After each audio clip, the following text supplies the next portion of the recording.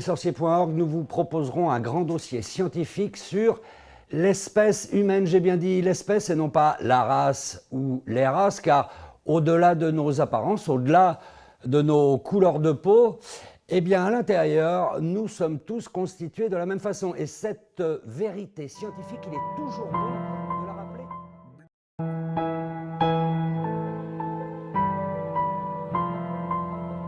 Blanc, rouge, jaune, noir, nous sommes tous les mêmes. Ne m'en voulez pas d'être sombre dans mes écrits. Mélancolie dans ma plume, je viens dénoncer une idéologie postulant une hiérarchie des races, appelée en un mot racisme. Car celui qui accepte le mal sans lutter contre lui, coopère avec lui, disait MLK. Le racisme blesse tel un poignard planté en plein cœur. Serait-ce la peur qui serait à l'origine de ce sentiment de rancœur? Être noir, est-ce un péché? Plus d'un demi-siècle de cauchemar à se poser sans cesse la même question. Quand est-ce que cela va s'arrêter? Tant d'années passées à se faire de la peine à cause d'une simple histoire de gêne.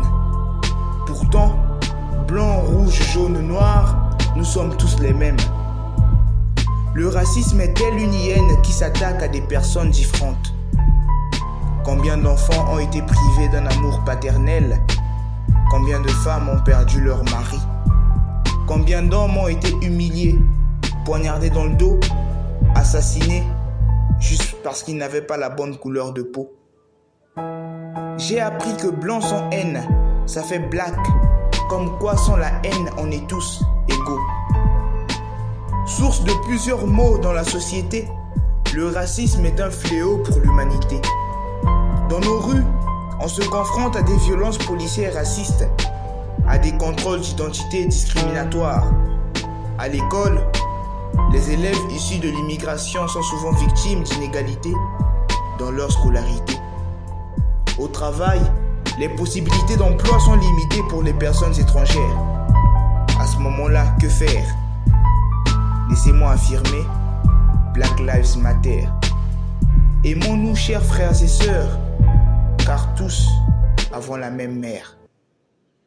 Blanc, rouge, jaune, noir, nous sommes tous les mêmes. Mr. NZ.